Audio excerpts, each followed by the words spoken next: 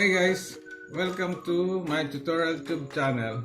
Ngayon guys ay magluluto tayo ng pork pata asado.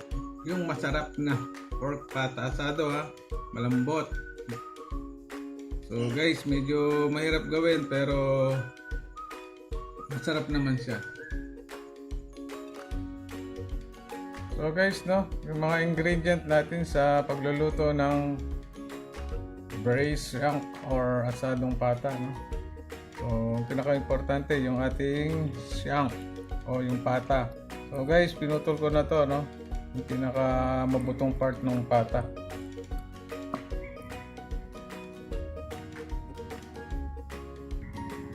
Tapos tong ginger, no? Tapos yung green onion. So gagamitin natin ito pang sa pagpalambot ng pata, no? Pagka pinakuloan na natin.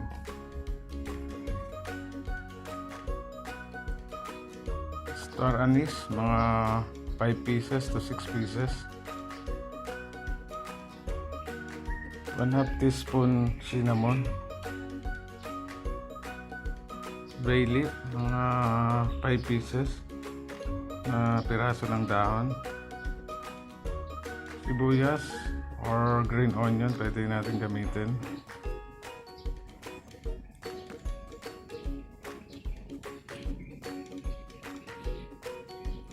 Luya or ginger, thumb size. 1/2 cup sugar. 1 cup soy sauce or toyo. Ito depende na rin sa inyo kung gusto nyo dagdagan. Kung gusto nyo medyo maalat, magdagan nyo pa ng kaunti. 1 cup cooking wine. 2 cups of water. So guys, no, ilalaga na natin yung ating pata. Simmer natin siya ng 30 minutes. So lagay natin yung mga ingredients, no, yung para umano yung ating pata, no. Lagyan natin ng ginger tsaka yung green onion. Lagyan ko na yung green onion, then yung ginger, then lagyan din natin siya ng konting rock salt. So konting rock salt, then takpan na natin. So guys, no, wait lang natin yung 30 minutes. Then continue na natin yung pagluluto nito mamaya. So guys, ito na yung pata natin, no. Na-simmer na siya ng 30 minutes, no. So irarab natin siya ng soy sauce. So bago natin irab ng yung soy sauce sa pata, tutusukin muna siya ng ating tinidor. Pwede rin kayong gumamit ng ibang ginagamit ng mga chef, no, yung maraming pantusok. Pero kung nasa bahay lang kayo, wala naman kayo talagang gamit na pantusok, tinidor na lang gamitin nyo. So tutusok-tusokin lang natin siya, no, para mamaya yung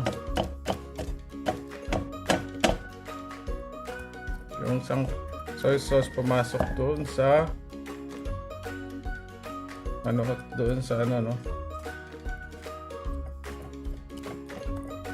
sa ating pata.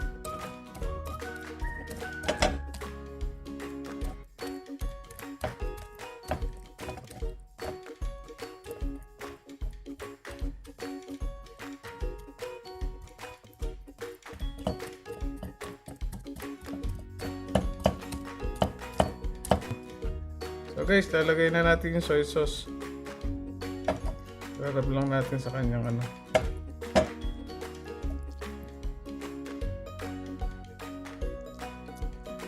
So guys, no, maglinis tayo ng kamay natin pagka nag-ano tayo ng ano, no. So ako, nagsabon naman ako ng kamay.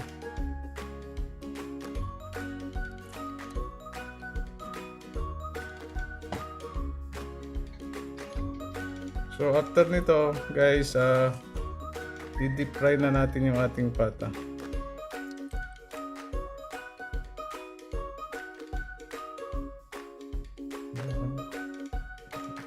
guys, no, di-fry na natin yung ating pata, no.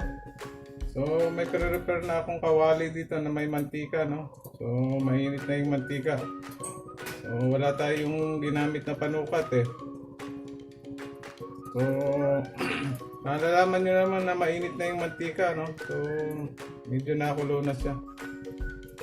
So guys, na lalagay na natin yung pata dun sa kumukulong mantika. So guys, no, i-fried lang natin yung pata na about 3 to 5 minutes, no.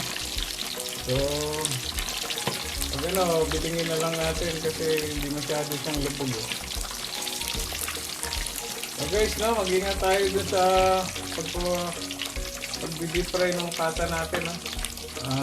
Medyo delikado rin kasi tumatalsik ng mantika. So guys, pwede natin takpan.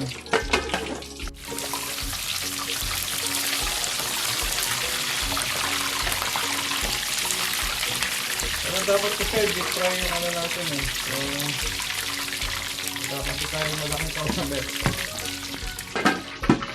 So guys, no, na-deep fried na natin yung pata. So lalagay natin siya dun sa tubig na may yelo.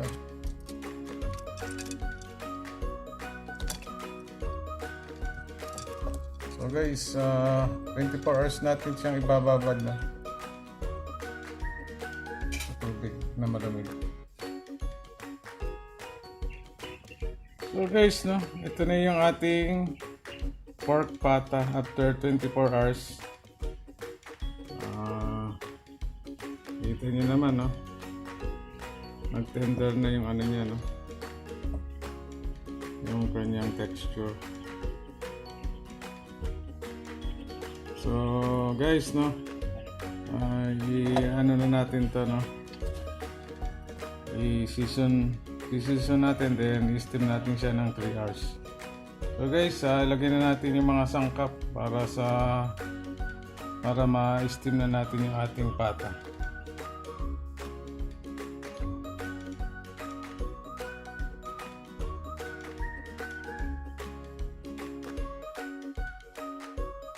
So guys, lagay na natin yung ating star anise na mga 5 piraso.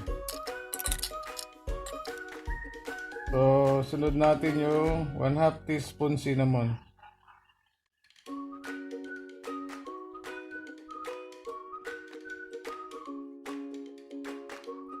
Tapos yung ating bay leaf.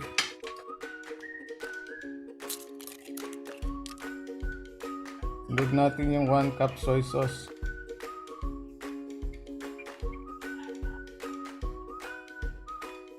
So, bubuhos lang natin sa ano, paikot dun sa ating pata. Tapos susunod natin yung 1/2 cup sugar. So paikot din, no, buhos natin. Tapos lagyan natin ng 1 cup water.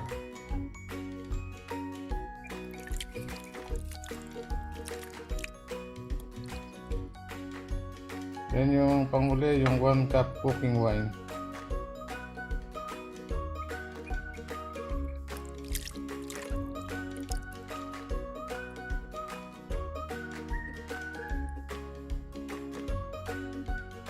So guys, no, lagay na din natin ng luya pala to, no, or ginger. And then yung ating onion. So pwede rin nating ano yung no, instead ng onion ay yung green onion, no. So guys, ready na ito para ma-steam siya ng 3 hours. So lagyan na natin to. So guys, no, ilalagay na natin yung ating pork pata o pork chunks sa ating steamer for about 3 hours. So lagyan na natin.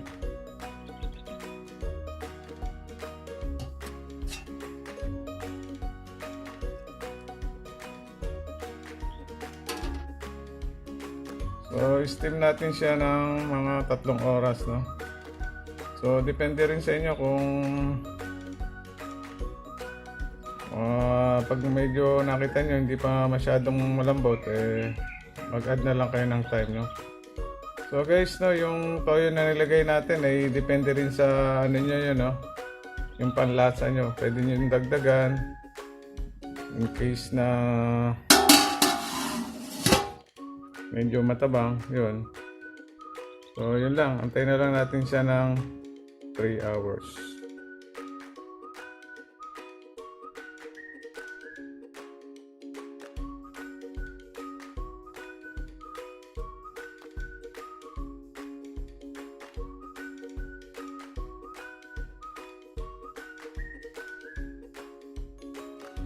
So guys, ito na yung ating asadong pata after ng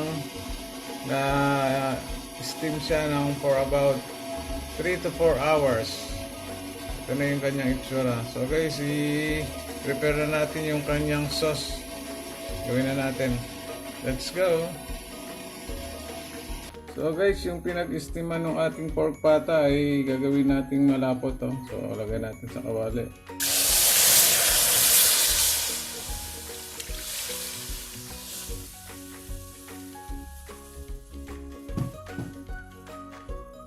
So guys, may pinrepare akong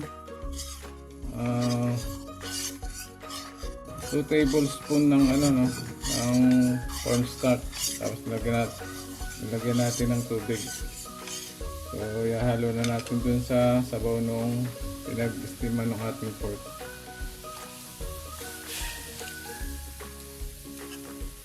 So halo-haloin lang natin para lumapot.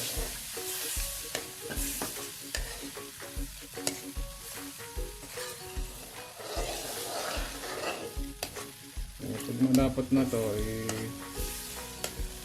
lagyan na natin dun sa ating natin yung apoy. So yan, malapot na siya. Bango. Okay na, lagyan na natin dun sa ating pork asado. So guys, tapos na yung naluto na yung pinaka-sauce ng ating pata na asado. So lalagay bubuhos natin yung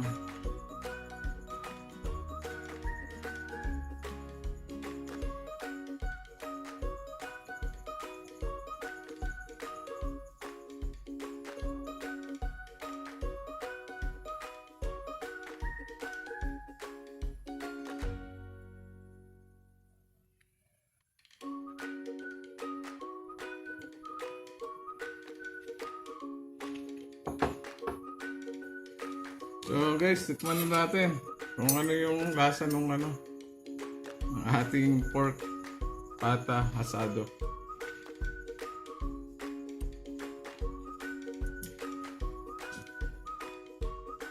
So guys, ang lambot, sarap.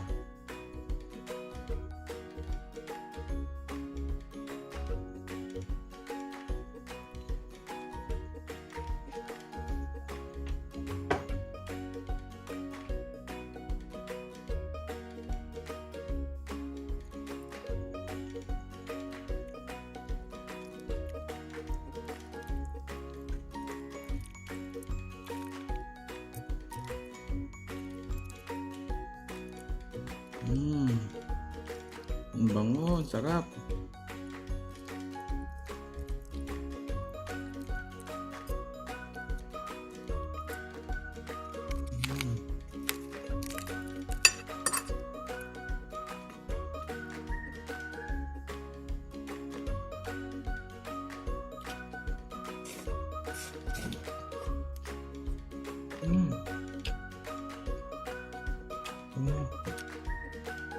Try nyo to guys. Hanapin nyo to. Sarap ang lambot. So guys, kung na-enjoy nyo itong video ko, like nyo naman yung aking YouTube account and subscribe to my YouTube channel. Thank you.